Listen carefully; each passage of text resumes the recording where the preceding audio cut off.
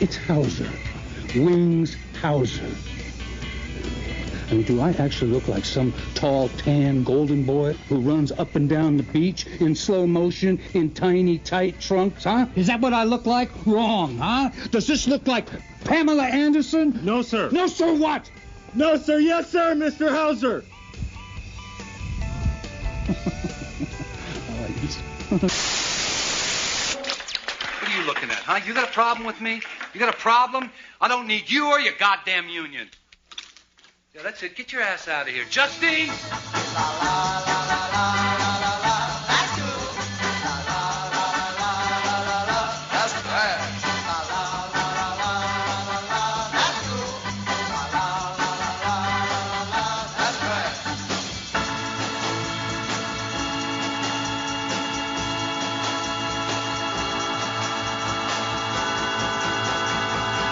That's trash. Hello, and welcome to That's Cool, That's Trash, the podcast where we watch a psychotronic movie online, then get together on Skype to break down the crazy. I'm Matt Howell. I'm Joe Kincher. And I'm Jacob Balcom. Thank you for joining us for a very special episode. As you know, the show has been retired, and then we came back for a COVID extravaganza at the start of the shutdown, and then we stopped after 10 episodes. And COVID didn't stop, though, but we did. And then we're back here because one of my favorite actors, I think you guys both enjoy his work quite a bit as well, too. Wings Hauser's birthday is December 12th, and I wanted to do a special episode to celebrate that. So we're going to be talking about a film that unfortunately cannot be found easily online, or even if you wanted to pay money and be on the up and up, you can't really find it. So if you do torrents or something like that, you can find it, but it's from 1989, and it's called Marked for Murder, and it's directed by Rick Sloane, who made another film we talked about with Wings Hauser from 1992 called Mind, Body, and Soul. If you remember that, it was a satanic panic kind of movie with Ginger Lynn Allen, a former porn star. So this is Marked for Murder, and Joe has a TV guide entry for us. Marked for Murder. How long is this, Matt? Like, I'd say 94 minutes, we're going to say. I think it's 88 minutes, actually. Oh, no, I wish. I looked. It wasn't. I was like, this should be 88 minutes. Oh, really? Yeah, and it wasn't. I was like, I thought this would be a tight 86 minutes, and I was like, 94 minutes. So anyway, Marked for Murder, not to be confused with Mark. Well, hold on. I'm sorry to interrupt you, my friend, but I'm on IMDb.com.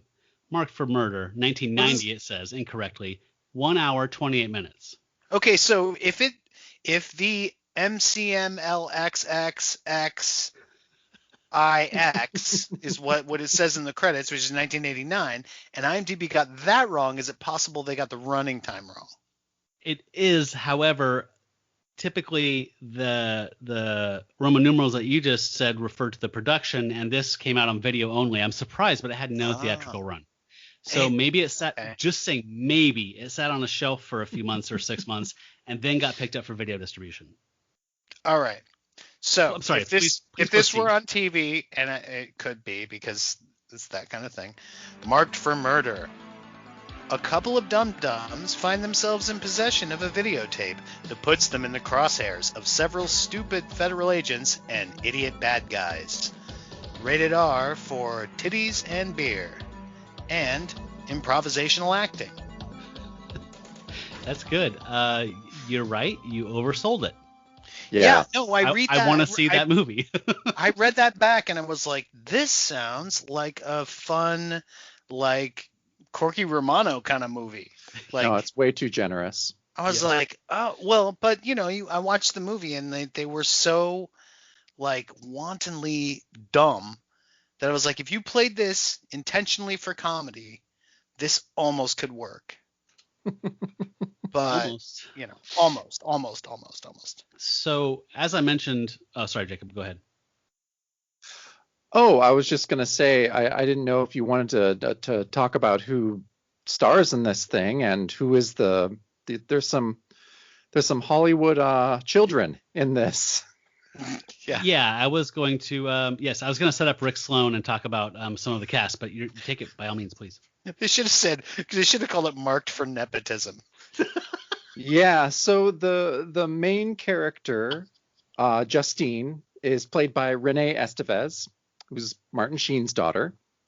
And did you guys see this too? Like, did I blink and miss his cameo? He's supposed to be like on a park bench or something. You did see No, it? Oh my god, okay. it's the worst fucking cameo ever.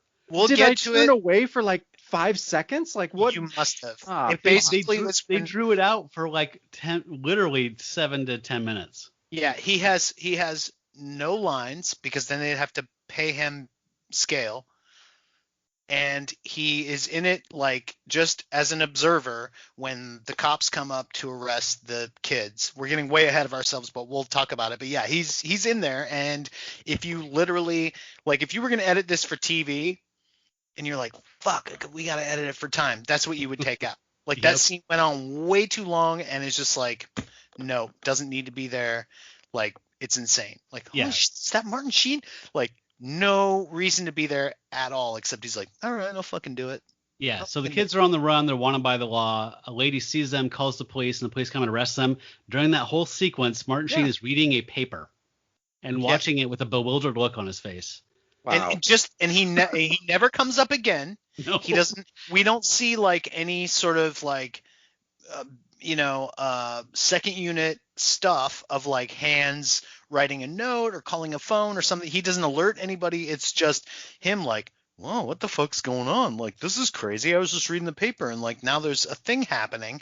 And then he walks off and that's it. And we never see him again. See, that's maddening to me because I wasn't on my phone. I gave this film way more attention than it deserved. Yeah. And I obviously like did something for 2 minutes and got distracted and missed fucking Martin Sheen.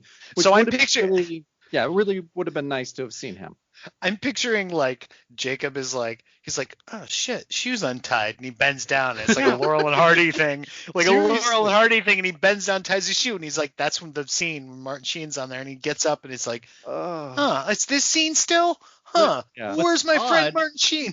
What's odd is that I'm familiar with the term and in every sense of blink and you miss it cameo, but this was way longer than a blink and you miss it cameo. Like this was actually a shitty cameo, but I mean it was 2 close-ups and a bunch of long shots.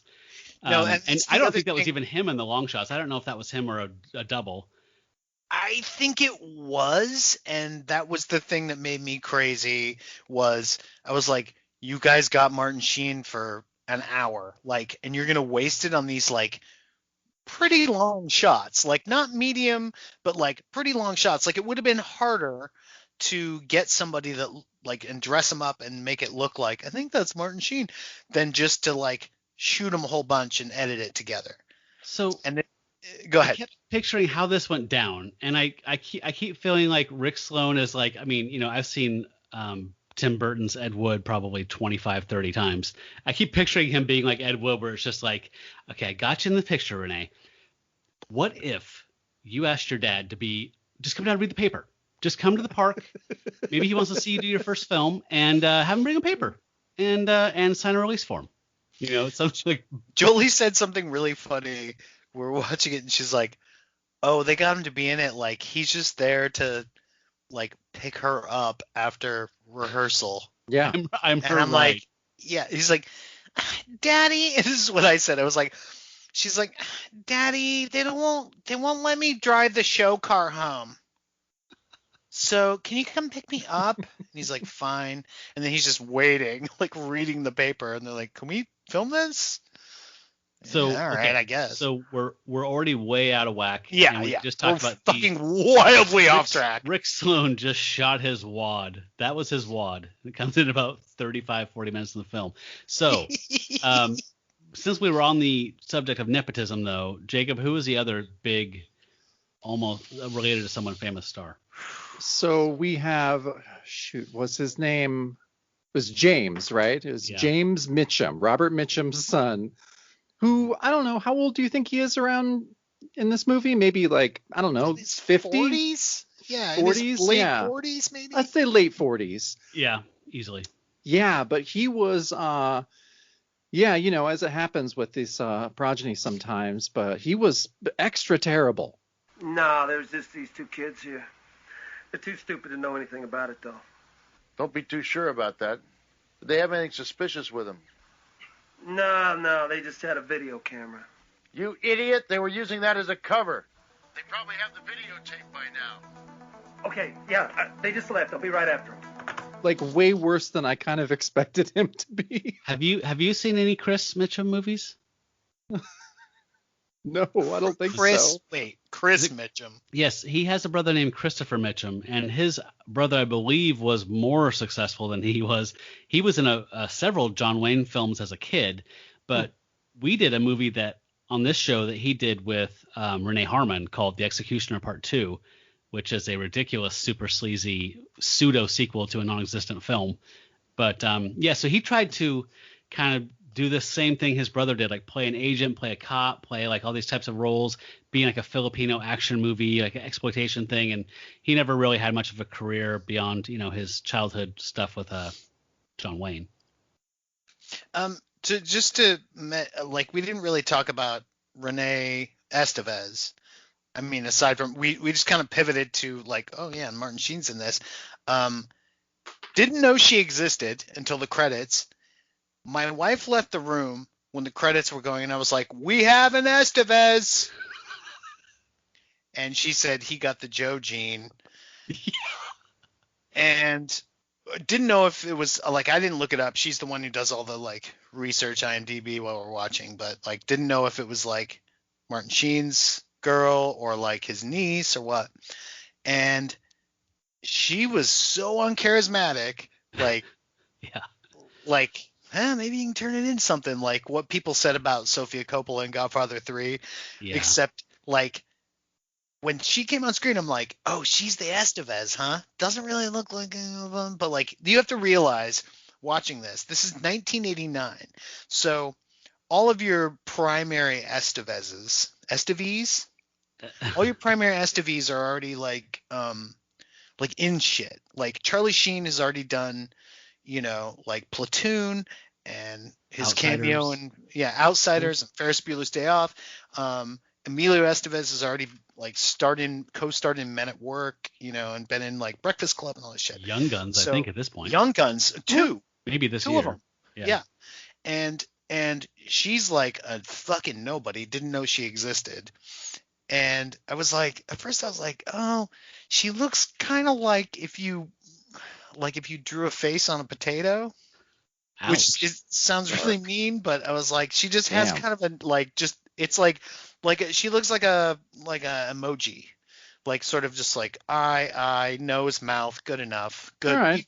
You get it, person. And I was like, that's mean. And then about 40 minutes in, I was like, oh, I got it. I was like, we're watching. I'm like, Rasasa Annie, that's what it is. That's what it is. Rasasa Annie with longer hair. So she's our lead. Talk to me, Jacob, about our male lead, because Wings isn't really, and much like in Mind, Body, and Soul, he's not our star. He was here for a few days of work. Who's our male lead?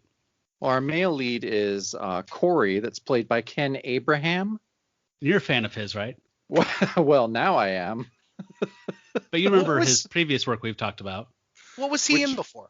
Mind, Body, and Soul. He's the main guy in Mind, Body, and Soul. He is. Yeah. We watched an entire film of his and reviewed it, and I think all of us forgot that he was in it. No, yeah, I totally forgot he was in that. Are you kidding me?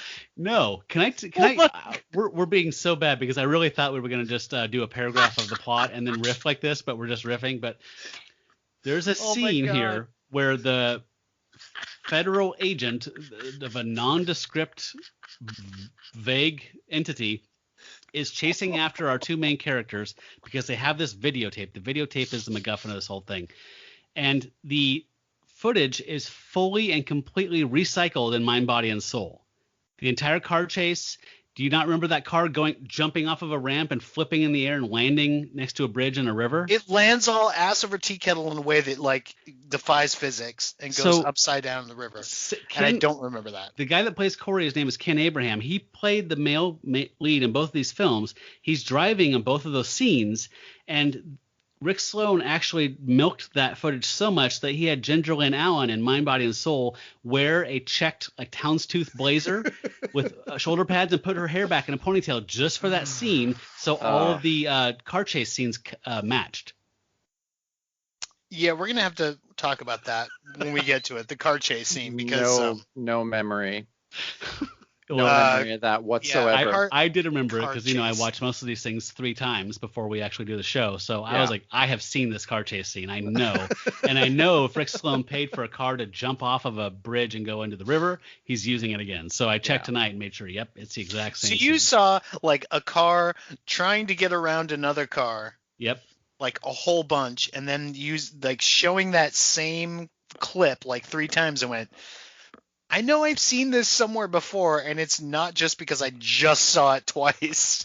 Yeah. So in Mind, Body, and Soul, she's been given a magical medallion that was supposed to protect her from evil, and she puts it on the rearview mirror, and that's what makes the person chasing them wreck. And in this film, I think Renee Estevez just said, "Pull left now." Yeah, that's it. And that causes a wreck. But yeah, it is the same, except for interior shots. Wow. Oh my god. Yeah, well, I think that does say a lot about the forgettableness of our male lead. He is quite bad, and I don't think he acted much after this. It seemed like he went into more of the behind the scenes kind of stuff. A lot of these people became like assistant editors and yeah. Oh, I thought you meant actually he edits. That's what I did thought. some seasons of Last Comic Standing. It seems to be in like Real Housewives. Like But he's the just editor. Yeah, he's an editor. He's like back there splicing film, and he's like, no one will fire me here. See, but what an awesome decision, though, to have seen, been in this film, seen it at the end, then be like, okay, yeah, I'm done with that. I'm gonna go and do something else. It's like, that's a really responsible. But did he? Because he came back and made Mind, Body, and Soul and was basically the exact same character. Yeah. Also, Jacob, that's not how Hollywood works. Hollywood works is like you act, and they decide, like, based on your standing, it's like sci-fi type shit, and you go levels, and then they go, okay, cool, you're completely untalented, but you can star in movies forever, like Kevin Costner.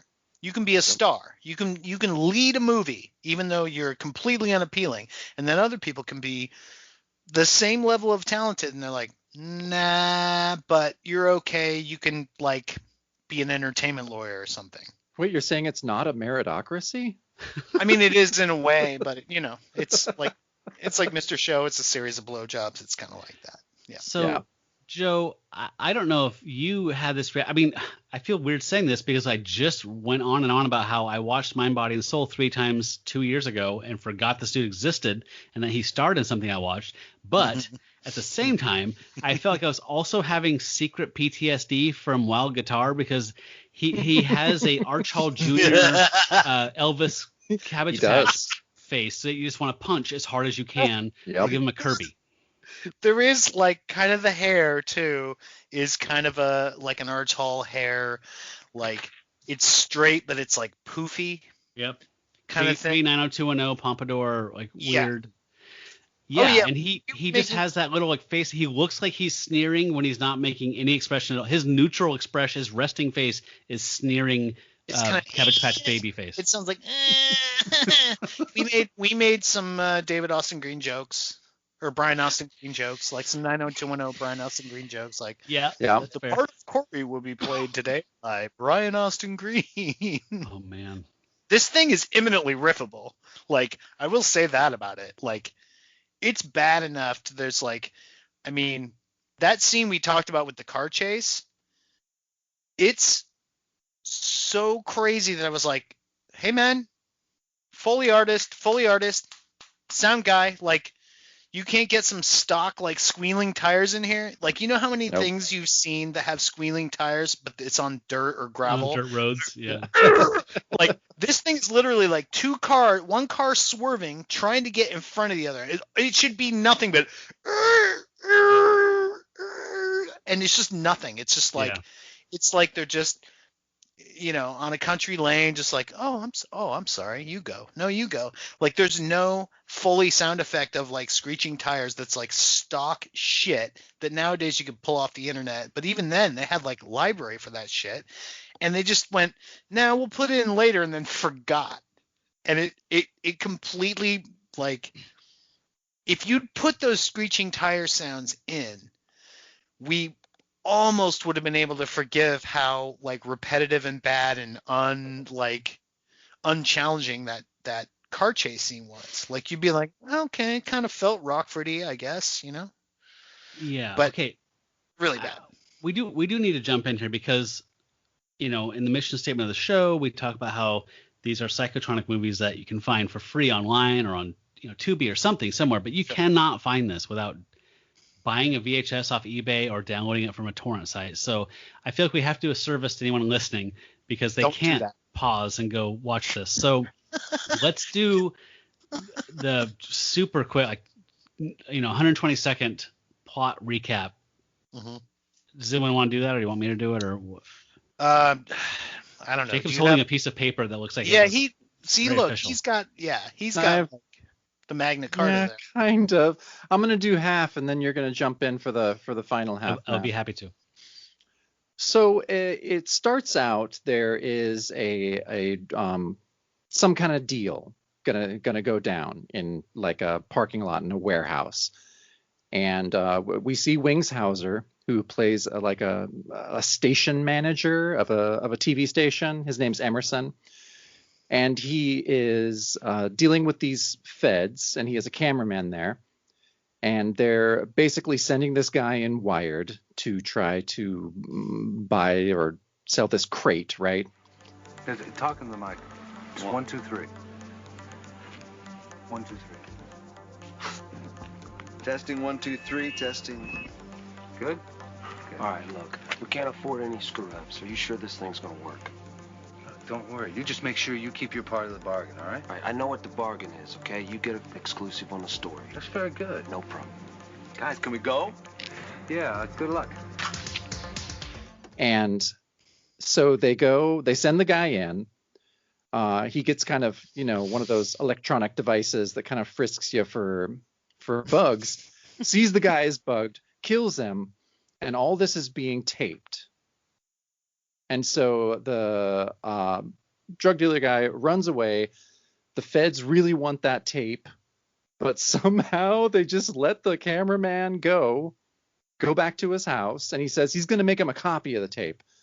But boy, that doesn't happen. And lots of things ensue because of it. Yes. We meet Justine and Corey back at the TV station. She's Emerson's assistant. And Corey is kind of, what is Corey's job title? A grip. Joe, what do you call that? Like he just like carries cables and moves stuff around and shit. That's a grip, right? Yeah, it's a grip. Justine? Yes. Take Corey with you. What? The guy is a walking disaster area. Right. Well, I don't think his calling is inside my studio, all right? Why do I have to be the one to find out? Justine, you weren't the slickest kid in town when you started here. Do you remember? Well, you're insinuating I was his No, bad I am kid. insinuating that perhaps you do me a favor, all right? Okay. Good. Corey, come on over here. Listen. Yeah, I'm really sorry. I understand. You're going with Justine. You're going to do exactly what she tells you, right? All right, what about the cable? Just go. Okay? Get away from me. Thank Get you. away from me. You owe me one. Right. Girls, come on, leave her alone. She looks beautiful. Give her some space, all right? Okay? All right? Look at me. Give me a smile. You see it? I love it. Greg, sorry, all right? I'm an asshole. What can I say? Emerson wants the tape for what we assume at first is like so he can have the big scoop, but then we realize later that he wants it for more information so he can actually get the crate of drugs and sell it himself. Mm-hmm. And so, I'm trying to put together why Justin and Corey went and got the tape in the first place. Justine and Corey were assigned by Emerson. That was their job. And he wanted, So they go, the cameraman's name is Sean, if I'm correct? Greg. It's Greg. Okay. So they go to his apartment. Oh, I'm sorry. I thought you meant the cameraman that Wings yelled at and said, fuck you and fuck your union. And that's a little temper tantrum. No, I'm sorry. Kent is the cameraman that's there at the drug deal in the first scene. Yeah. So Kent, they go to his apartment to get this tape, and Kent is, they don't find him, but Kent is dead. They find the tape, get going, and they're starting to be trailed by feds. And so they head from there to Justine's apartment, which is actually filled with lots of really cool vintage shit. Yeah. And also has like the biggest answering machine I've ever seen. The size of a VCR. It is. It's the size of a VCR. It's like Rockford's was smaller than that in 1973. Thank you. I was just like, what the fuck? I immediately I saw that and I had to point it out to my wife. I was like, that thing is as big as my Marantz stereo receiver. Yeah. It's like an answering machine that runs on beta.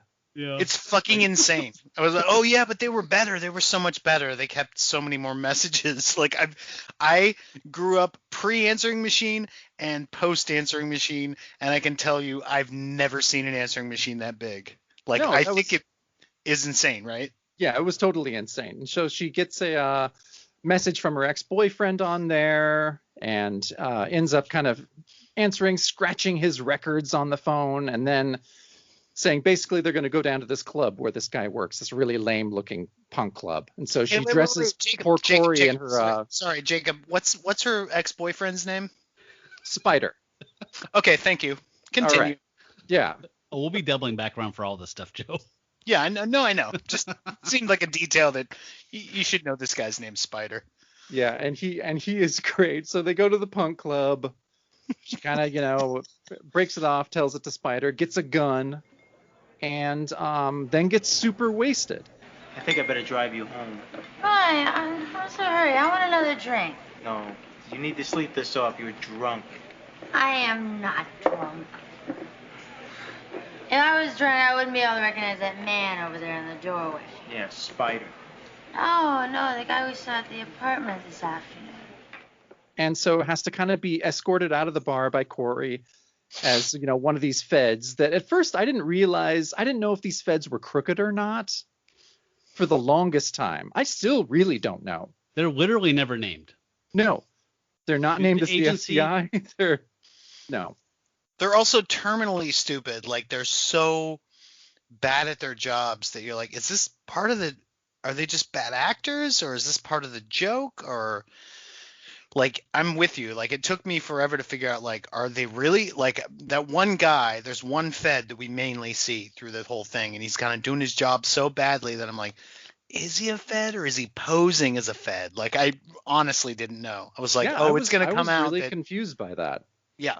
But yeah, there's a great, so basically our two are basically going to be framed for the murder of Kent. And so they're on the run. They're on the run from the feds. We kind of cut to this strip club where a lot of really funny shit happens that we're going to have to talk about. A lot of stuff. Yes. That goes on in there. And basically, so Wings has been in this a little bit. Like you say, it's kind of like Mind, Body, and Soul, how he was there for probably 2 days. Mm-hmm. And when he is there, he's kind of a half-assed bad guy in this one. He's a sleazebag for sure. He's ad-libbing virtually every line. I would say every line. I really don't think he has any scripted lines, which he can pull off because he's Wings. Yeah. No, I enjoyed every minute he was in it. And like Mind, Body, and Soul, I wish he was in a little bit more, but yeah.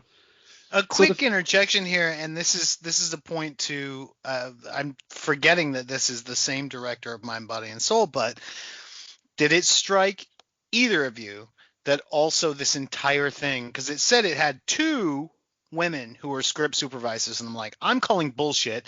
This thing was a treatment. It was big beats, and then they said, so this is what you're supposed to do, and it was like they were ad-libbing. Like the whole thing was improvised by bad improvisers. Is that not true, do you think? I feel like the two leads were delivering some really shitty lines very shittily.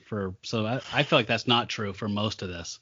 I felt like there was any scene that had Wings in it was ad-libbed, and it was a direction before you call action. Because I felt like there was a lot of, I mean, especially in later scenes, but it reinforced in later scenes. There was a lot of like, so what are you gonna do now? Yeah. Like throwing to the other improv player, like a lot. Like I heard it 3 times in 5 minutes, and I was like, okay, this reinforces what I first heard, where it was like, fair enough. In the first 20 minutes, it felt really like loosey-goosey, like bad actor improv thing. Like, so you're a reporter and you're a blah, blah, blah, and this is your motivation, go. Yeah. It just kind of felt that way. Anyway, sorry. So the cops are on the tail of the 2 kids, and the feds catch them first. and take them in. They finally, kind of get to meet Rainier, which is James Mitchum, who basically tells them that Emerson Wings is framing them so he can take the crate of heroin that's in the tape and sell it himself. So they make a copy of the tape, give it to the kids, and say, hey, go give this to Emerson at his house, and we're going to do this big sting. So I'm going to hand it to you at this point, Matt. Sure. So at this point, James Mitchum's character, Rainier, had told them, like he said, Emerson is crooked, and he's going to, once he gets the tape, he's going to call the cops because you guys are wanted for Kent's murder. And sure enough, he does that. And so they're running, they go to the meet, and we find out that the entire point of this, the MacGuffin of the tape, is that the crate that was in the back of the truck in the drug deal in the first film has the address of the warehouse where the rest of the drugs are. And so they just need to get the tape to check where the address is. And so Wings wants to sell this to a big wig, a big wheel named Tyrell, who we haven't even got. I know. Who's played by Ross Hagen. It's like Dumb by Dumb West. So he shows up. There's cops there staking the place out. I'm not cops. Sorry. Agents staking the place out. Right. Big cliche 80s warehouse ending where people are walking around rows of cardboard boxes and shooting cardboard boxes with blanks and squibs. And Wings is trying to wheel and deal this money, and it come to find out that Tyrell, it was his drugs in the first place. So he thought he was selling some heroin that he got for free to a heroin dealer, and we find out that it was his drugs in the first place, and he's pissed off. So Wings dies. There's a really corny thing where the first time we meet Corey, it's during a broadcast segment, and there's a blue screen studio, and he's walking in front of the camera and trips over a cable and falls down and ruins the shot, unplugs the camera or something. So the live feed goes dead. And then the last climax, the drug dealer Tyrell has Jennifer the Estevez character, Renee, what's her name, Justine, and he's taking her as a hostage, and Corey falls off of a ladder into a bunch of boxes and distracts him, and that's how he ultimately basically distracts the villain enough to where the federal agent shoots him. It's so how this big, heroic, poetic, symmetrical. It's very William Blake. It's how Curly got the Nobel Peace Prize. I mean, I love that it's a classic, like, it's this classic story of guy finds a box of money, finds out, come to find the box of money actually belongs to the king. Whoa, we've all been there. Yeah. Man. Okay. So I think that we did the story service. Oof. So I think we embellished it. If anything, I think we gave it class. We gave it heart. I think we made it funnier than it was. We're probably better actors than those people. I think our jump cuts were better. I think we had more close-ups. I think our Foley work was on point. I think with anything we did it in over-service. I think that the only thing you could add in as far as like a heartbeat would be that, as Jacob was saying, when they're at the punk club, Justine drinks too much, and Corey takes her home back to her place and platonically sleeps next to her after he gets her in her bed because she's completely shit-faced drunk. And he's a gentleman, obviously. And in the end, they collapse back on her bed again after victoriously defeating the evil drug dealer. And she says, I want to sleep with you now because... Yeah. She's like, you didn't fuck me before I did. You didn't rape me when I was unconscious. Right? Because that would be uncool, but I want to do it now. Or something. Something like that. But it wasn't it. I don't know what I was gonna say. I was like something about that like triggered something for me that was just like, oh, okay. I was triggered. Triggered big time, and I'm not talking Don Jr. triggered. I was truly triggered by this soundtrack. I want to shoot the soundtrack. I want to shoot the screen. It is. I have so much to say to Harold Faltermeyer because, he made the scores to Beverly Hills Cop and Fletch, two soundtracks that I deeply love from the 80s. But they're the fallout of the impact and all the copycats and how the Beverly Hills Cop soundtrack, Axel and F, I think is the name of the main theme, how that rolled out and affected B Axel movies F, and yeah. action cop movies for a decade Yeah. is just awful. And this Everything- movie is criminally like I can't say enough about how frustrating this 80s sleepwalking soundtrack was. The only thing that did more damage than Axel F, I think, was the Eric Clapton and who the fuck did the Lethal Weapon. I only saw Lethal Weapon once. I wasn't a fan of that. It's like just fucking wanky ass guitar, like shit with a fucking shit ton That of sounds like reverb that on it. set the 90s up. Like Silk Stockings and all those like Yeah, it was all like those, Eric sexy Clapton. scorchy blues soundtracks are just wailing in the Yeah, background. it's like if a guitar could be a fucking saxophone. Yes, Like thank you. 1985. That's what it sounded like, and it was Eric Clapton and fucking Steve Vai. yeah. No, it's it's on the She wasn't tip surfing of with my the alien. The guy who did the fuck. It's so if you heard it, you'd be like, oh, Stevie Ray totally. Vaughan. No, it's not another guitar guy. Oh, It's like a Keep fucking. guessing, Matt. Herb I'll Alpert. keep guessing. You'll get it. Just keep guessing.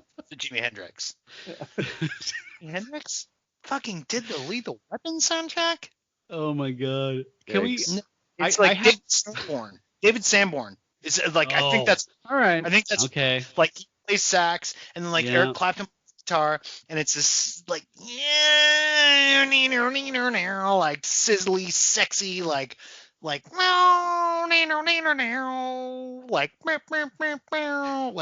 fucking fuck off with that shit. And like Law every and movie Order. was and I think they were probably going off of like a 48 hours thing. So I have some notes. Just like I kind of wanted to, do what we're doing right now, but just kind of want to hit some things. Is that okay? Yeah, hit So like, just like this I movie wanna- made me want to hit some things. Tell it. in the first scene when the federal agent is trying to go undercover and buy the dope, that is the worst costuming job I have ever seen for a drug dealer. He looks like a divorced dad who is taking his kids to the fucking waterfront park or something for some stuff to win stuffed animals. He has a leather flight jacket on, a shitty royal blue baseball cap, and tight blue jeans that are like acid washed, and sneakers on. He looks like Seinfeld trying to hide that he's Seinfeld walking around 1990s. He looked ridiculous. Hurry up, kids. Gather your fucking hockey gear. Come on. Let's go. Come on, gather your gear. God. Come on. What? God. I swear to that guy was in something else that was like he played some like The drug dealer or the agent? guy who got shot. Oh, the dealer is in a ton of stuff. Okay. That guy has played a douchebag in a ton of things, like Mr. Dude, Science In level Pulp thing. Fiction, he's Maynard, the fucking raping creepy dude. Oh, okay. Yeah, That's remember the spider and the all that, the gimp and all that jazz? Yes. He's one of those dudes. He's Wow. Maynard. Yeah, he was also in Hobgoblins. He was the bouncer at Club Scum. If you people have seen if you have not seen the Mystery Science Theater 3000 episode that covers Hobgoblins, I highly recommend it. It's one of the best episodes ever. That's what I knew him from. I was like, I know I've seen him in. I was like, oh right, this guy did Hobgoblins. I'm like, yeah, I know he was Hobgoblin's spider, basically, Yes. right? Yeah. So Wow, this you're right. was a guy that's spider who's like bouncer at a club and like I'm a shitbag and I wear a leather vest and I'm fucking wife beater and like, hey, I'm sorry, I didn't call it that. That's what you call it. And like. And he's like, what? You know you love it. And like, get out of here. And like all that shit. So like, he's like that guy. And that guy in Hobgoblins is played by this guy that gets shot in the first scene. On IMDb, he currently has, his name is Dwayne Whitaker. I don't mean to sell him short. On IMDb, he currently has 11 projects in pre and post production. This guy works constantly. A motherfucker. Yes. Yeah, I mean, I'm not going to bother listing stuff off because it just keeps going. Like Justified, I mean, you name it, he's been in a small role. But yeah, that dude, I totally recognize. There was lots of Hobgoblins. Jacob, have you seen Hobgoblins before I go off on a thing here? Not in a very long time. But you've seen it once at least. Yes, I did see Okay. it once. So Joe, I mean, I'm sure you recognize that one of the cops. I love that this film has that thing where, like, you know, there's cops that answer a call, and this is LA, so there's only 4 cops. So, like, whenever a call comes up again or an APB, they are the ones that respond. One of those is the old man security guard from Hobgoblins, but his hair's not dyed gray. Oh, shit. Okay. Yep. And the waitress at the punk club, the Tavern. You guys might be a the big fan blonde of the Tavern. one. Yeah. She is the one in Hobgoblins that was tip. the. Yeah. She was the one in Hobgoblins that was the phone sex operator that in the Hobgoblins generated fantasy is trying to have sex with the annoying, dorky, nerdy kid with the red short pants. Right. Yes. So there's a bunch of crossover in this. That was how I made it through it. To be honest with you, it was just like, oh, I know that person. Did you notice that they had the same? This guy doubles up on a lot of stuff, and one example is late in the film they end up at there's a big Coke machine that's in Coke jail. It's in soda jail. That park gets that was so weird. Everywhere. There's a park and there's a big Coke machine, and it's in Coke jail. And you know it's in Coke jail because it's surrounded by a cage, so that the Coke machine doesn't, I guess, get away. Is LA that bad that you have to lock up vending machines so they don't get knocked over and smashed? Yeah. I guess. I was I thought this was relegated. This kind of thing was relegated down to like down by the weights room in high schools and shit, you know? Yeah, or like the sketchier part of the subway line or something. I don't know. This is down where guys are doing the full circuit, so they're roided out and they're gonna just this fucking thing will give me a fucking Sprite and punch it. So they're okay, we're putting a fucking cage around it because the school has no money. I'm buying the whole class pencils. So we have no fucking money. So we're all pitching in and we're putting a cage around the Coke machine so some fucking roided out wrestler doesn't. Anyway.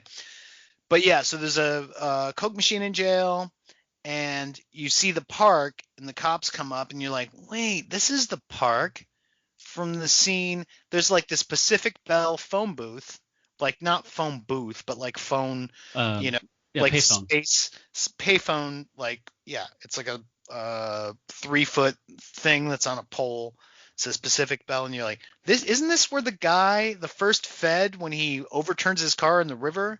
No, it's this the same is park. the same phone and the same park. Yeah.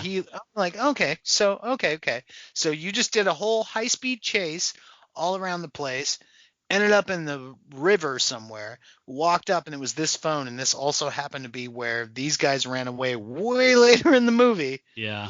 Yeah, there's a lot of that in this. One phone, one park. That park but this one so much stuff, too. This one has a Coke Tim and Eric. I mean, basically anything that shoots around L.A., that is the go-to park to shoot, apparently cheaply or something. I don't know. I've seen that in so many sitcoms and so many cheap movies. That park. I see Griffith Park a lot, but it's not. I don't think it's generic enough. Yeah. You know.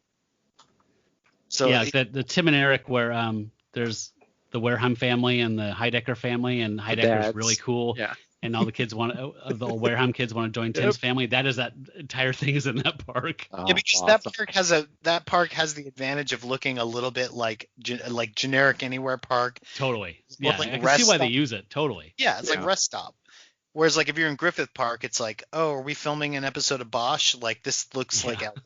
It's this is fucking Griffith Park. But yeah. So yeah. Great movie. About the manager, the landlady at some point. Also, I need to get some stuff off my chest. Do you mean my favorite character? Who I was I was just so fucking relieved. So this lady is a Carol Burnett, Lucille Ball hybrid character, and I was oh my god! And this is already when I'm this whole thing is improvised. And then this door opens, and this lady comes out in curlers and a house coat, and was "What do you want?" I was "Oh fucking shit, man." It's going to be like that, is it? And I was just so fucking relieved that she didn't do a Brooklyn kind of I'm a old lady. I'm cranky. I'm doing a Brooklyn-y whatever New York accent. She didn't do that. Just I was so grateful for that choice that I was I fucking love you.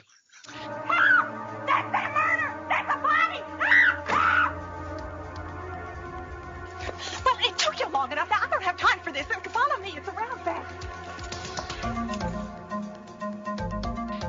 Yes, I agree with you 100%. I had the exact same thoughts. Her name is Jane Hamill, and she's done a ton of stuff. She was also behind the scenes and production stuff a lot, but she's associated also actress-wise in front of the camera with Rick Sloane's most successful ventures, which was a series of films called Vice Academy. And she's been in several of them. There's at least 6 as of 1998, but they're sexy comedies that are like not softcore, not anywhere near that. I guess sort of that kind of thing where it's like, if you actually look at it, there's hardly any boobs, like that kind of a thing. But it's like all filthy, like if you were 11 and your parents went to bed early and you had cable, you'd be like, oh my God, this is on. That kind of thing. Look, I don't know why all my coworkers have such a problem with me jerking off to this on my lunch break. I mean, if you look at it, there is hardly any boobs. It's totally safe for work. See, you get it. Yeah. Yeah. Oh, man. By the way, hi, I'm John from HR. Anyway, I mean, she's like that, like you're saying, like Mama's Family, like house coat, hair and curlers, and thankfully she did not do that someone cloying voice, because she has way more lines than you would think she would in this film.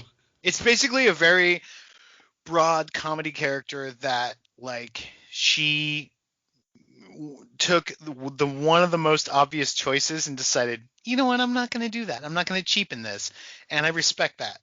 Like, you know how, like, in the commercials, when you see commercials, like, excuse me, every, like, cleaning product, anything that's clean or fresh is British. Anything that's fucking disgusting is in Brooklyn. So it's like, hello, I'm Kleenex Cottonelle, and you're like, try Orbit gum, freshens your mouth. And then it's like, I'm a fucking glob of snot. Yeah, Mucinex. I'm in your fucking lungs and shit. What are you gonna do about it? Fucking fungo. They all sound like Tony Soprano. Like, it's like that. Like, she could have gone like, what are you doing? Ah, blah, blah. And she just, like, refused to do that. And I respected that choice. Like, she's like, I'm just going to use my own regular person accent. It's like, so why did she get under your skin so much, Matt? That actress? Yeah.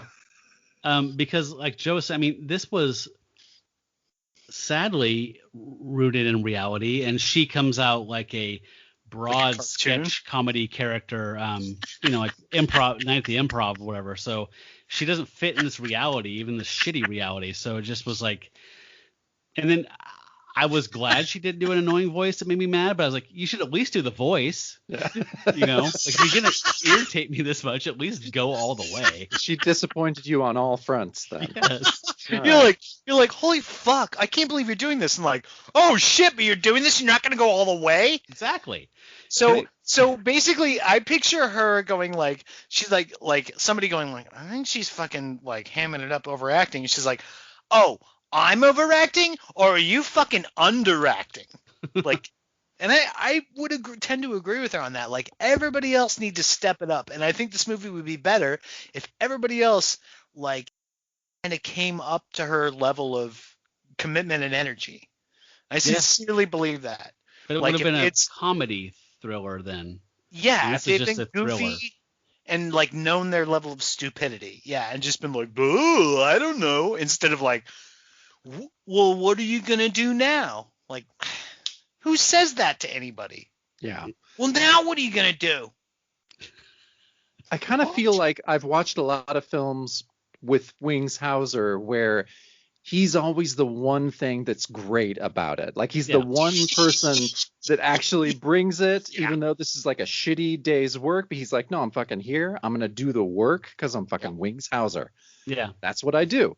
And you're right. If everyone kind of just, elevated themselves a bit to Wings level in a lot of these B projects, the projects themselves would be a lot better. Agreed.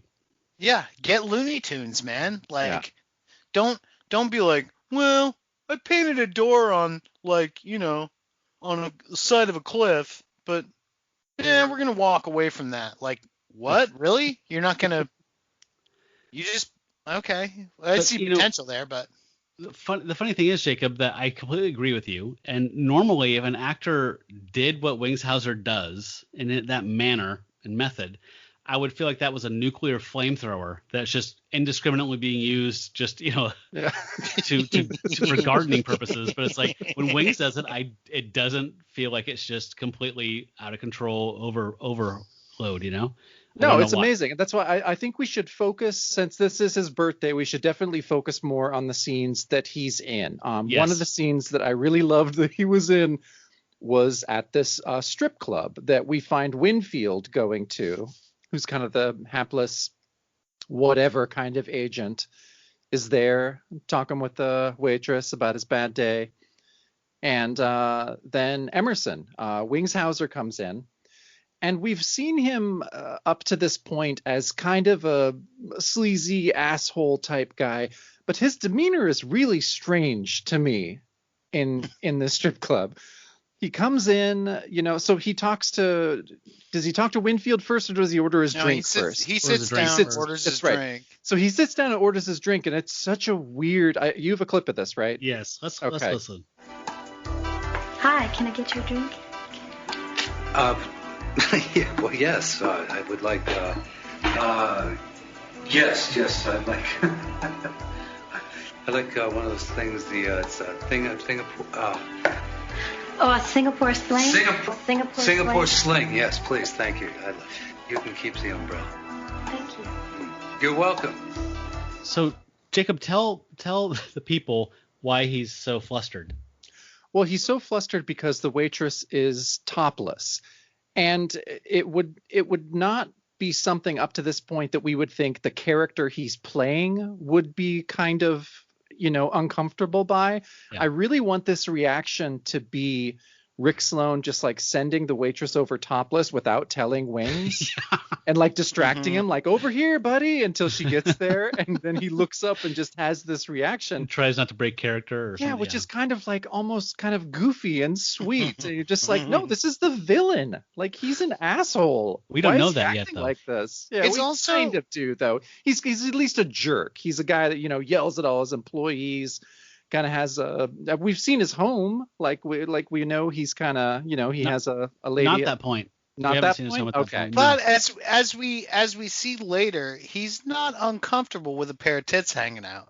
No, right? Not at all. Like, it's not like, whoa. Like, he's not fucking Where's Waldo going like, I'm usually like, what? Oh, wait, boobs? Whoa. So he's not that, but also I feel like there's a missed opportunity here because this does feel like, as Matt said before, that he's like ad-libbing, and it's guided into being Singapore sling, and he kind of is he's like, I want to, and it feels like he's trying to think of like a funny, good thing to say, and it should have been slippery nipple. And then been like, wait, no, I don't actually want that. I want like a beer or something. That would have been the bad joke to make at that point. Yeah. Right. And that's why it should have been in there. Like, Singapore sling doesn't make like any sense, except like he doesn't seem like the kind of guy that's going to get he does say at the end, he's like, but you can keep the umbrella or whatever. But he doesn't seem like the kind of guy who would order a Singapore sling ever, anywhere, ever. What is your association with the Singapore sling? Because I have one, but it's probably not the same as yours. So I'm picturing a Singapore sling is like what, like 3 or 4 kinds of liquor, right? Like, no. It's what, like a tequila sunrise, but it's in like an hourglass thing, and it has an umbrella. With cherry liqueur and not Campari. What is it? A Cointreau and something else. It's not super like Harvey Wallbang or boozy. It's actually a gin heavy with a cherry forward kind of thing. Oh, okay. But to me, that is a Hunter S. Thompson. Like, that's how in Fear and Loathing in Las Vegas, they're sucking down Singapore slings at that one bar where he gets the assignment. So I always associate that with being like, you're out of your mind on acid, you're drinking Singapore slings at some random fucking bar, circus, and you get a phone call from a midget telling you to go to Las Vegas. No, you're right. Yeah, it just doesn't.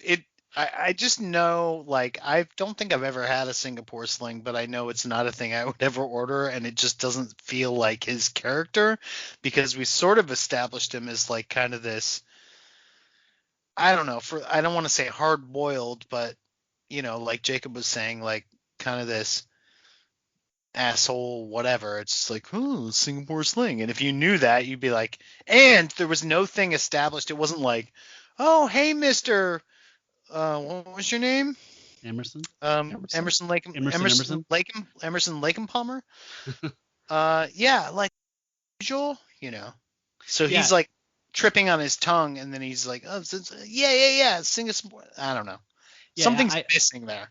I found that scene odd too. That he's flustered that he orders that drink, because in most movies around this time, when Wings is being Wings from like 1987 to 1993, he usually orders a Scotch, neat, or on the rocks, or a bourbon with a beer back. Like in most of the movies, I think he orders what he would actually drink, and so that's like, almost always what he gets.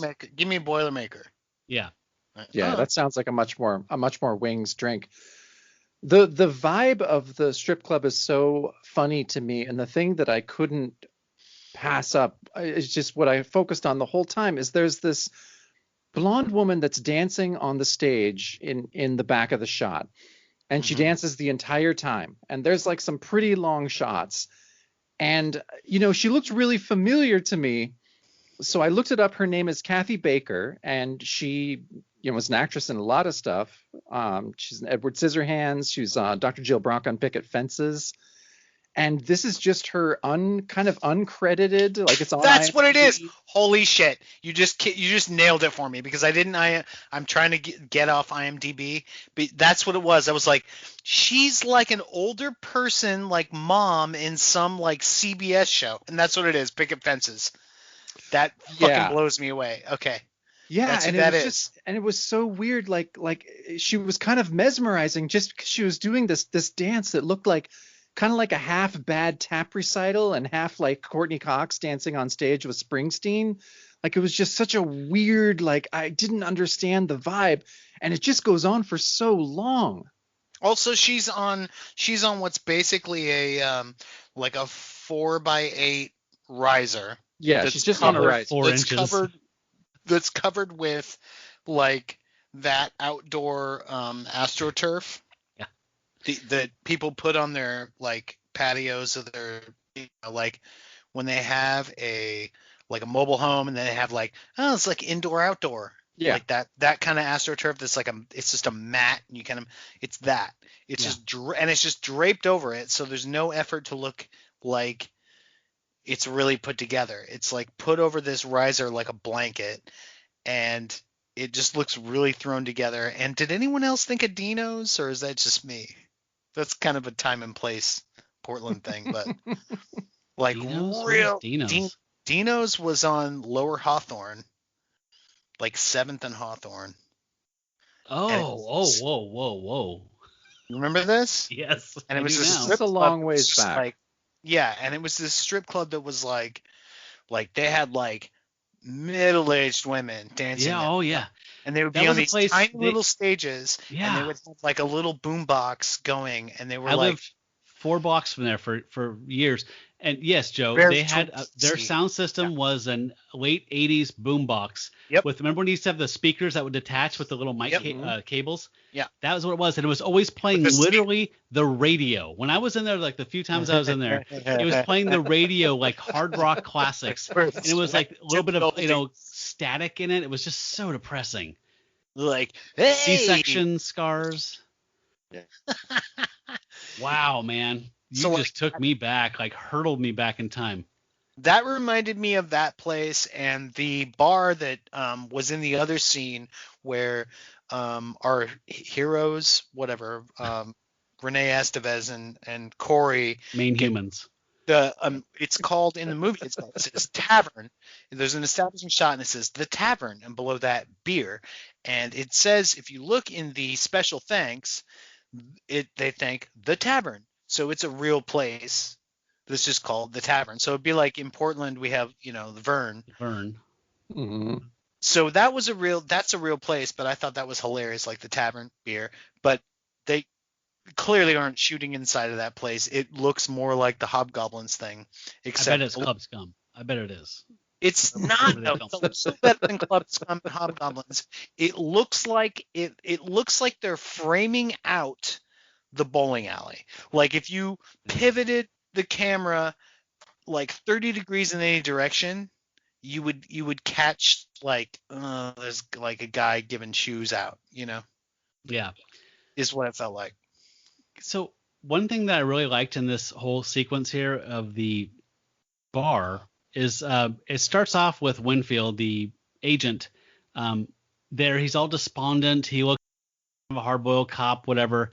And the topless waitress comes up and says, "Hey, do you want another one?" He's like, "Sure, why not?" And then she goes and she comes back with a drink. Sorry, he polishes his drink. He puts it on her tray. She comes back and goes, "We don't get much call for ginger ale around here." And he says, "Yeah, well, I'm still on duty." What the hell was the point of that? Like, I couldn't tell if some of this was supposed to be funny or if it's just complete. Also, yeah, because he had a hell of a night because he was just like, ugh. And the whole point of they give you the establishing shot of the nude bar and they show you that guy in there and it's like, oh, okay, he keeps fucking up and his boss is riding him. And so he's like, fuck, man. And then he's just like, I'm still on duty. I'm drinking ginger ale. So it's like, yeah, I guess, Yeah, that was weird.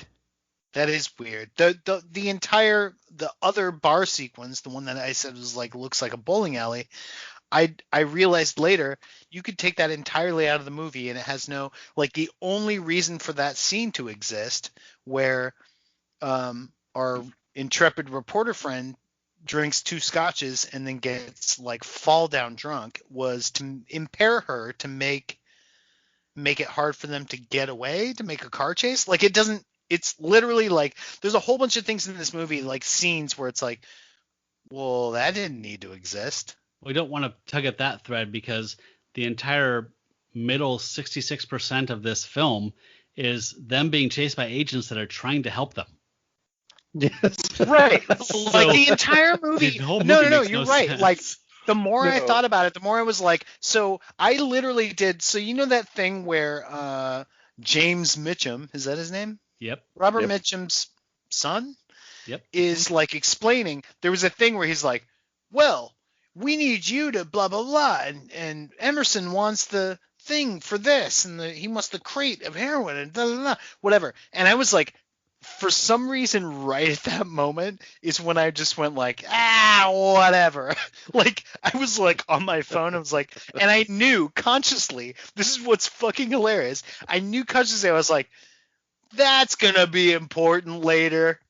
I was literally oh, that's the one thing that's going to explain all this horse shit. Yeah. Right? But I was ignoring because I was oh, what? Phone? And I knew that this whole thing, because at that point when they hit you with that, oh, this will explain it, it's so not a reveal because the entire movie is a MacGuffin. So you were just oh, none of this matters. So because it's about a creative heroine, none of the reveals are actually oh, conspiracy. It was no, this is all who gives a shit? Well, that was what I thought about the tape, was that I thought, at first they wanted the tape oh, it's a tape of this guy getting murdered and it's going to, be able to be held up in court. And then you find out, no, they don't give a shit about the guy being murdered. They just want an address that's printed on the crate. Right. It's so that dumb. blew my mind as how stupid that was. Yeah. If you could beat the idea of a MacGuffin into tiny little lowercase letters, this movie did it.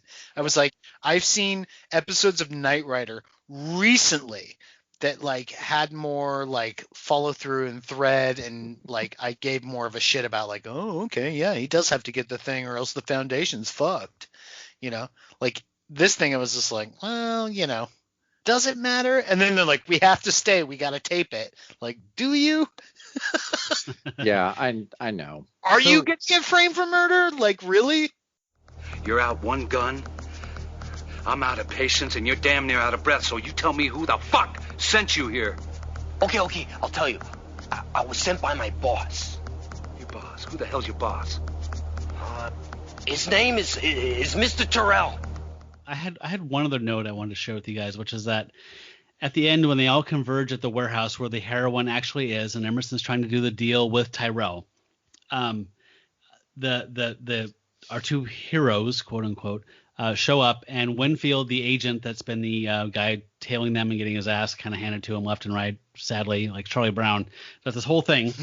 He kind of confronts them. He's like, you can't go in there, blah, blah, blah. And like, no, Tyrell's in there and Emerson's a blah, blah. He's like, I know. I've been on this case for 3 weeks. Which made me just like guffaw really loud, like, holy shit, man, you are fucking embedded. Yeah. 3 weeks? You're fucking, you're knee deep in the hoopla, my friend. Yeah, I love that. Like, oh, really? You're going to tell me what to do? Man, tell me about it. I've been here for 3 weeks. Okay. Well, I don't know if you wanted to talk about Wings at his manor. I thought his performance there was pretty funny, and he had a definite different demeanor than he did at the strip club. Yeah, he did. I tried to do the math on this, watching it the second time through. Like, so how many days did they have Wings? I think because two. It's like, that's my guess. It's like 4 locations, right? The studio, the strip club, his pool. And then the warehouse could be inside and out. Could have been shot at the same location. Yeah, that could have been one day. I think they had him for 5 days. Yeah, 5. I think wow, so. I think that's generous. Really? You don't think this guy had great I think Poland or no. like I think you're sort of both right. I think it was 1 working week, but they shot around Wings' schedule.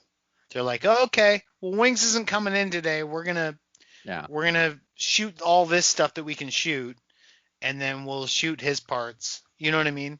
Like, but I think he worked partial days, 5 days a week.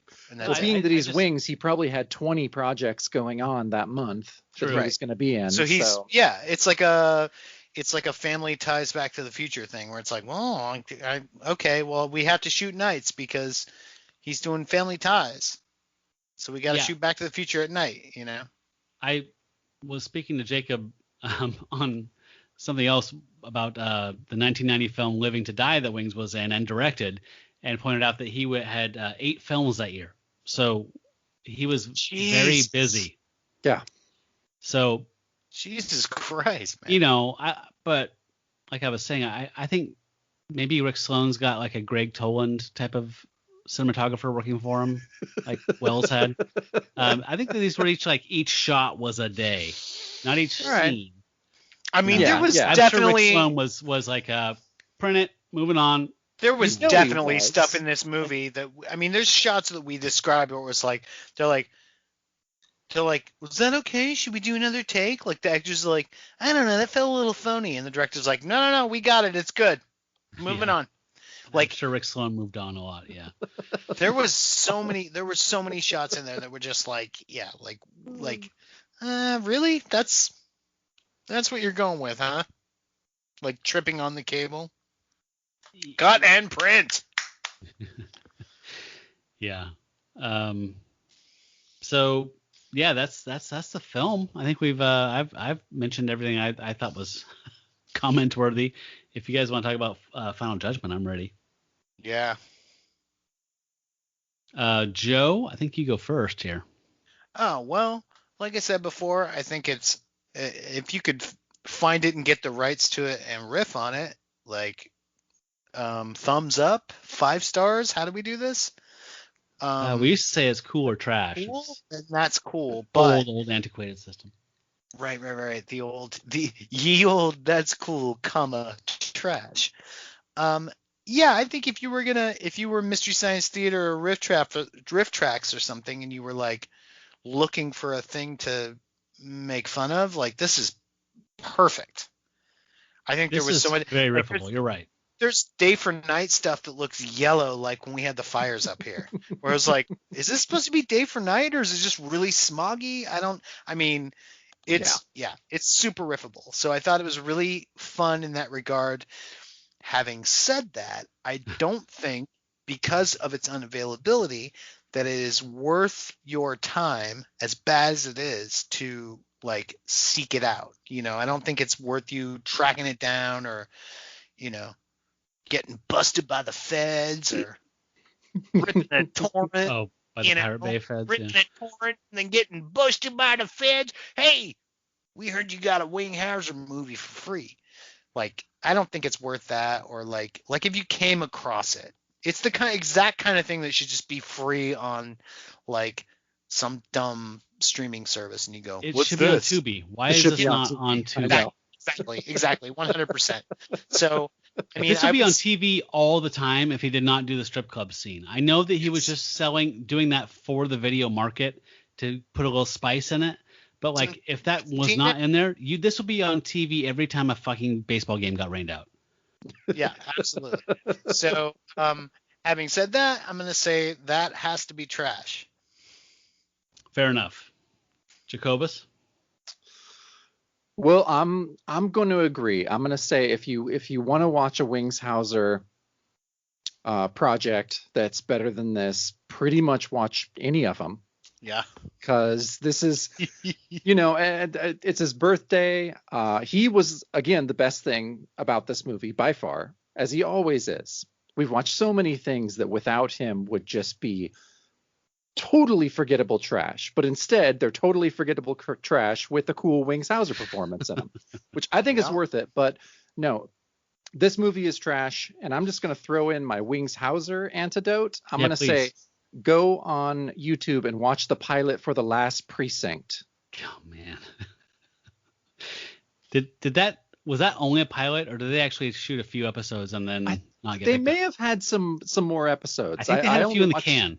I only watched the pilot, but I think it actually aired. I think actually the pilot and a few episodes aired, and it just it aired because I think the one on YouTube mid-season. has the commercials in it. Oh, that's right. So I think the one on YouTube is recorded from on air. So talk about The Last Precinct, because it sounds like a John Carpenter project, but it's not. It does, but man, give us the skinny on that. Well, it's basically like trying to make a police procedural if you're basing it on the Police Academy movies, and just being like, let's get together a crew of lovable misfits and put them in this precinct, and it's the worst one, and the superintendent's going to come and shut them down if they don't shape up. So it's the original Brooklyn Nine-Nine. A little bit. Yeah, a little Animal House and a little bit of Police Academy. A little bit of cop rock, but minus the music. You get it. Delta House. Yeah. and it's not good. Who put panties in my files? Yeah. But it's a lot more entertaining than this is. And Wings is funny in it because he's kind of playing against type almost. In a lot of these films, he's the cool guy, he's the sleazy guy, and he's the stuffed shirt, like stuck up by the book guy in this. And so his range is awesome. Yeah, so you can find that on YouTube. The Last Precinct. That was like what, 86? I think so. Yeah. Okay, that's exciting. That's on YouTube. Okay. Don't get too excited, but I did like that it was like. I like a lot of garbage stuff though. Was that a Botchko thing? Who produced that? Do you remember? I mean, that would be amazing if he went from Hill Street Blues to that to Cop Rock. You know, he just kept coming to this cop well with like Doogie Howser, MD in between and shit like that. And no, it was just like, not. I'm sorry. I was just thinking that it seemed revolutionary, right, at the time to have like this single camera comedy in like 86 with like no laugh tracks, forced into it, whatever. Like that was a pretty big deal, right? I mean, we still didn't even have Scary Shanley's show at that point. No. Like it's like same way like Max Headroom. Like, what the fuck is this? Yeah. Totally. Thank you for the antidote, by the way. Joe, you owe us one. Oh, shit. Does it have to relate to the It does not. Film at hand? Okay. It's bonus points if it does. As far as people shooting other people, I'm excited about that Bob Odenkirk film that there's no way I'm going to see in the theaters because COVID won't be over by the end of February. It's called Nobody, and it's Bob Odenkirk basically as friggin' John Wick, which is great. That's fantastic. Like, John Wick movies are fun, and there's nothing about. I'm convinced, after watching that trailer, which just dropped, so I have to mention it. But that thing, holy fuck! There's nothing Bob Odenkirk can't do. It's fucking insane. Yeah. Like that's nuts. Yeah, I agree, man. And like that trope of this goes back probably back to samurai fucking stories. Like Absolutely. I used to kill Revenge. people. I was a bad man, and now I'm not a bad man anymore. And then you have to become a bad man again. That trope gets me every fucking time. I'm a sucker for that goddamn thing. Absolutely. And the same with like heist films, like One Last Big Heist. Mm-hmm. Yep. Kind of thing. I fucking love that shit. I love con man shit. I love One Last Big Heist. I love, like that History shit. of violence, like the whole. All I want to do is get out, and so I have to fucking kill all these motherfuckers because they won't let me out. It's great. So I'm excited Sons of about bitches figured out my buttons right there, man. Yeah. So I mean, and plus Bob Odenkirk, who's one of, I mean, I know you guys well enough to, we all worship and adore the guy. Yep. So I'm there for nobody. That looks amazing, but I'm not seeing it in the theater. I'm with you. I'm gonna watch that at home. I'd love to see that with a crowd, but that's not happening. No. That one would be so good for the crowd. It would be like, but I'm not. That's not happening at the end of February. Sorry, man. Nope. Speaking of sorry, man, Feels Good Man, a fucking fantastic documentary that I think you can rent for I think it was free on something. I swear to God, for like a bit, like on Netflix or something. But now like you can rent it for like $4 or $5 on Amazon. And Feels Good Man is a documentary about the story of Matt Fury, the cartoonist who made Pepe the Frog in his little underground cartoons, and how that got co-opted by and the alt-right and QAnon and all that shit, and how he ultimately, like, at first he was like, oh, okay, I'm a meme, whatever, and then how he tried to like take it back in different ways. And there's some wackadoo characters in there. Like, you talk to some 4chan people that are like, oh, weird. That's so weird that the neckbeard internet living in trash in mom's basement guy that we are like, oh, typing on your, like, this guy is like fucking like that. And then there's a guy that has like driving a Lambo, like fucking Lamborghini guy blasting his music, and he's a Bitcoin guy. He's like, fuck it. I'm like, who is this fucking asshole? And he's like, oh yeah, I got this fucking rare Homer Simpson Pepe thing, and it's like you get the card, and it's like a digital card, and that's what's worth something, and like I bid $36,000 on it. And I know nothing I am saying makes sense, because when we were watching it, we're like, I paused it and it was like all this Bitcoin shit, and I look at my wife and we're just both like, what the fuck is happening? What is this bit? Like, what? It's like money's fake and blah blah blah. So. But like the Bitcoin thing notwithstanding, like it's this insane journey through this, like imagine if you created a thing that was benevolent, it was just like fun and cool, and then people started using it for crazy memes and for hate. And you were like, fuck, that's not how I want to go out. Absolutely fantastic documentary. It's called Feels Good Man. Super fun. And that one guy sounds like Russ Hannerman from Silicon Valley. Did you watch Silicon Valley? I immediately 100%.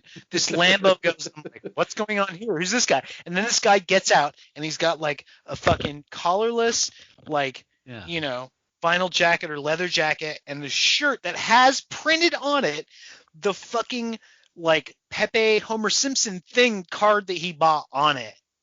And he got out of this Lambo. Door goes up. He gets out. He's blasting some song.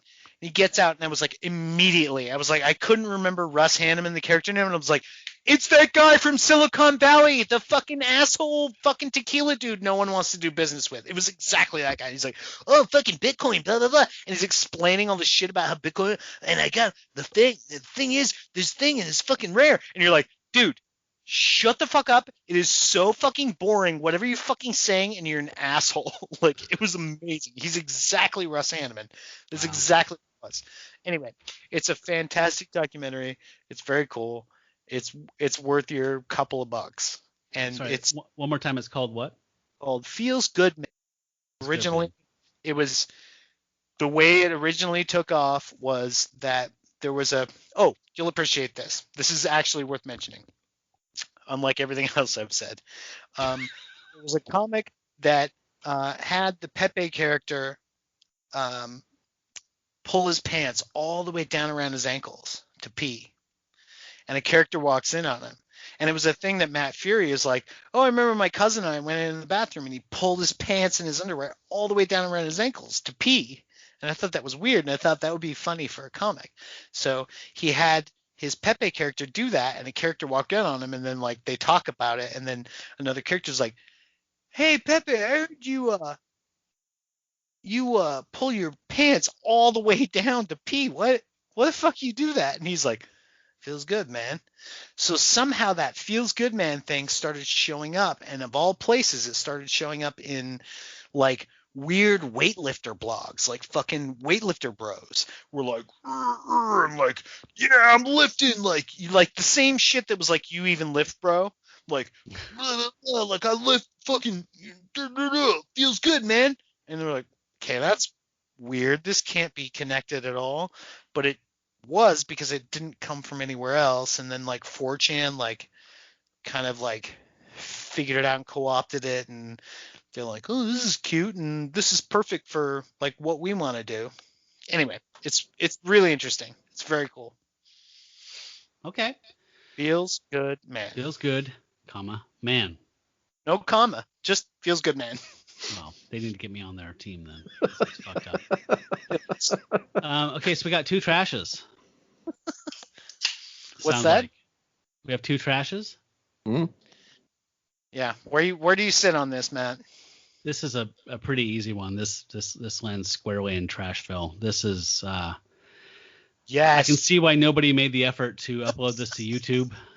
I doubt this is Rick Sloane tearing this down from YouTube with a cease and desist order. I think this is just nobody gave a shit. Yep. This isn't DMCA. We are. I'm so deep in my Wings Hauser love that this is just completist territory at this point. Like, yep. So this was trash. This was poorly conceived, and that's like saying like I went into it knowing this guy made Hobgoblins. Like, I'm still disappointed in it structurally and its execution. So, like Jacob said, when Wings comes in and does his 3 days work, you always get your money's worth. It's always entertaining.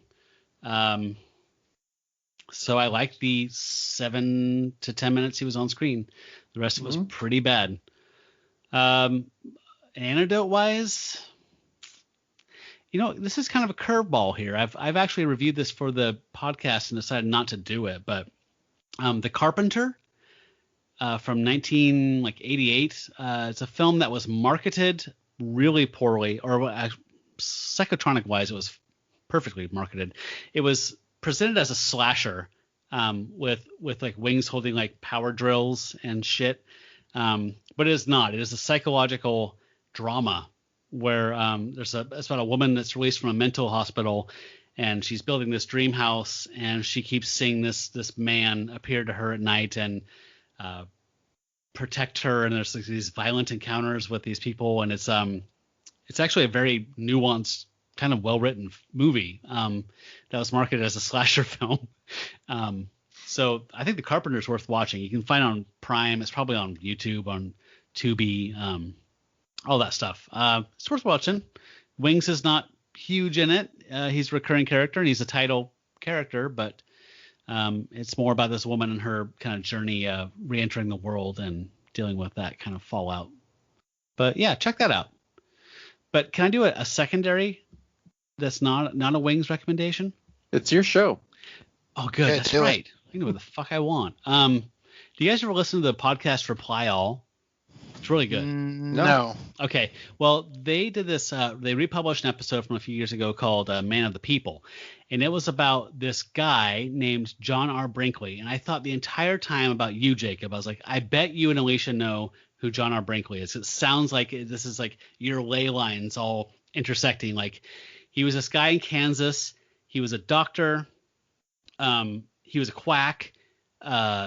People would come to him with like impotence, and impotent guy came and said, I wish I was like my goats. Like, my goats are just these virile sexual beasts. And he's like, I wish I had the testes of a goat. And he's like, let's try it.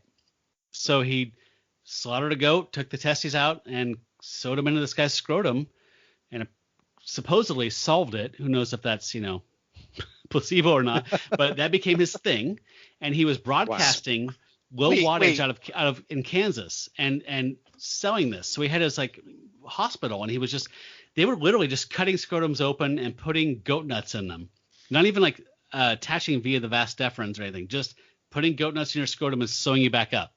Wow. I heard about this. He was a butcher, and he was broadcasting and selling all these tonics and all this weird shit. Yeah. And then he got bigger and bigger, and people came to see him, and he became almost like a source of income for Kansas. And then he ran for governor, and he ran for governor a month before the election, and it was a write-in campaign. And the only way they stopped him from becoming governor was by doing a last-minute decree saying, if you don't spell the candidate's name right, it doesn't count. Wow. So they threw out so many votes based on that he didn't become governor. There was one guy named Fishbein who was obsessed with stopping this quack from operating, and basically ran him out, got his radio broadcasting license taken away, and ran him out. He went to Texas and set up a radio station across the Rio Grande so he could sit in his mansion in this Texas town and broadcast across the river. And he kept raising his wattage so high that people in the Philippines heard him. He had the Carter family on. He had like all these country people on, which was like apparently not popular in the 30s at the time. So like he's associated with like a lot of like the rise of the popularity of country music. See, didn't that's how I know. Yeah, didn't the WSM like kind of co-opt like his radio signal and that idea? A little bit, but the border radio that you're talking about, Matt, yeah, that was the guy I think that was at the top of all of it. But yeah, there were all these shows, and the Carter family were the main attraction on these. And these border stations, there wasn't any regulation as to the like wattage of your signal. Yeah. And so these border stations, they could be heard in fucking Canada, and like you know, just everywhere. He started out, I think, 5,000. What are the measurements for distance in radio? Megahertz. Megahertz. But he like doubled that in Kansas, and then when he got his stuff pulled away, he went to Mexico, and he got to the point where it's like he increased it by 10 and then by like 100. Mm-hmm. And I guess people say in that Texas town that when he was at that peak volume of transmission, that their bed springs would hum, that their car headlights would like turn on and off and tremor. Jesus. And, like you could feel it, like literally feel it in your body. And that's how people in the Philippines got that stuff.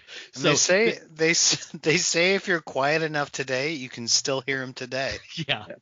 So anyway, there's that episode of Reply All about him called Man of the People, which is fascinating, and I'm totally into him now. But they were kind of interviewing some people that did other stuff about him. So a director named Penny Lane, she made this documentary about him called Nuts, which is a funny, because of the testicles. And there's a book about him called Charlatan, which I forgot the author's name, but I'm so into this. I'm going to find out more about this guy. Somebody should make a book called These Nuts. I mean, nobody said this in the podcast, but it was very clear they're all kind of saying, like, this is a mirror. Like, how did people fall for this guy saying, I can fix all of your problems? Right. Trump is this guy writ large. Trump. Yeah. It's very clearly, like, the whole point of the episode. Right. That's awesome. So, check out Nuts, the documentary by Penny Lane, or Charlatan, the book. I'm going to. All right, guys. I will too, Yeah. Sure. Thank you so much for celebrating Wing's birthday with me. What's his star sign? Anybody know stuff? Scorpio. I don't know. Leo. You said it with such conviction. I know. You should have just and then immediately retracted on it. Yeah, Gemini. we don't know. He's got the duality. Sagittarius. I don't know. Yes. But at any rate, he seems like a Sag, man. Celebrate Wing's birthday by watching a good Wings Hauser movie. December 12th. That's actually December 12th, right? That's yes. Sagittarius. Yeah. That's Sagittarius. Because I'm a Capricorn. Okay. I don't know. I'm a Libra. That's the only one I know. I'm fucking telling you, man. I'm a fucking Capricorn. You don't have to believe me. I don't care if you believe me. I'm a Capricorn. All right, guys. Yeah. Well, thank you for suffering through another Rick Sloane movie with me. Hopefully it'll be the last. We'll see. Never say never. Yeah, I think so. And happy birthday, Wings. We love you. Thank you, Wings, for Happy all you birthday, do. Wings. For That's Cool, That's Trash, I'm Matt Howell. I'm Joe Kincher. I'm Jacob Balcom. You folks out there, stay trashy. Except you, Wings. You stay classy.